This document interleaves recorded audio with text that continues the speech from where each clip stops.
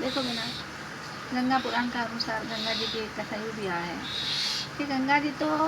भगवान ब्रह्मा का कमंडल में थी, फिर ये धरती पे कैसा आया।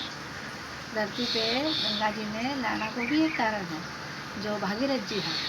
वह का मतलब भागीरथ जी है सगर पुत्र राजा सगर जी का 60,000 जो वंशज है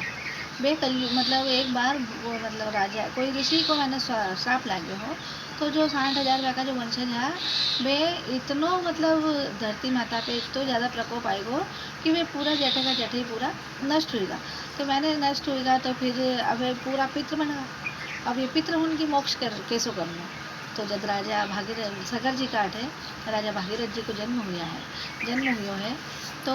सब भागीरथ जी ने जब पता चलो कि हमारा इतना वंशज है ये पूरा बोले कि नष्ट हुए पड़ा है यानी मुक्ति भी नहीं मिली है ये पितृयोनि में ही पड़ा है। तो राजा भागीरथ जी ने बहुत चिंता हुई तो वे एक ऋषि करने गया तो ऋषि फिर मैंने बोले हैं कि बोले भागीरथ जी हाँ एक काम करो तपस्या करके जो गंगा माता है उन्हें बोले था धरती पे लाओ। धरती पे जैसे ही गंगा माता को प्रवाह आई वैसे ही गंगा माता बोले मैं का जल हुई बोले था ये जो था का जो वंशज है सगर जी का जो वंशज है वे बोले जो नष्ट हुआ है यानी बोले गंगा माता खुद ही बोले मुक्ति दे दी। जब फिर जो भागीरथ जी बहुत तपस्या करी ब्रह्मा जी की तपस्या करके ब्रह्मा जी ने कियो कि बोले जो हमारा वंशज है वे सब बोले भटक रहा है बोले हमें मुक्ति नहीं मिली है बोले वे पूरा नष्ट हो चुका है। तो बोले भगवान थाने मारो इतो कहना तो करना पड़ी कि जो था का मंडल में जो गंगा मैया है मैंने धरती पर उतारना पड़ी और हमारा पितर उनको बोले थाने उद्धार करना पड़ी। जब फिर भगवान ब्रह्मा जी बोले कि देखो बोले गंगा को प्रवाह इतना तेज है कि माँ गंगा ने बोले कोई सहन नहीं कर सकी एकदम माँ गंगा अगर धरती पे चले जाए तो सभी नष्ट हो जाए। तो बोले थाने गंगा को बेग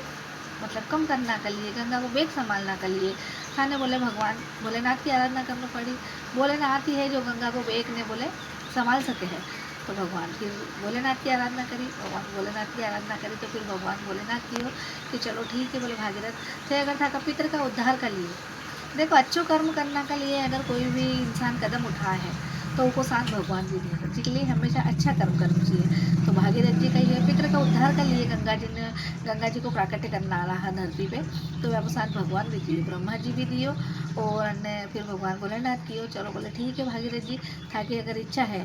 तो जैसे ही बोले गंगा जी बोले ब्रह्मा जी बोले जब कमंडल मुँह गंगा जी ने छोड़ी जब बोले मैं हमारी जटा में मैंने स्थान दे जैसे गंगा जी ब्रह्मा जी छोड़े हैं भगवान भोलेनाथ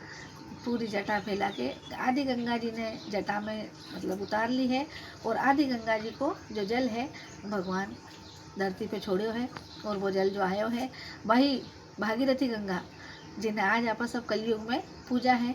उन्हें भागीरथी गंगा ने पूछ के और मतलब जो गंगा जी जो आई है भागीरथ जी का जो कुल को उद्धार करियो है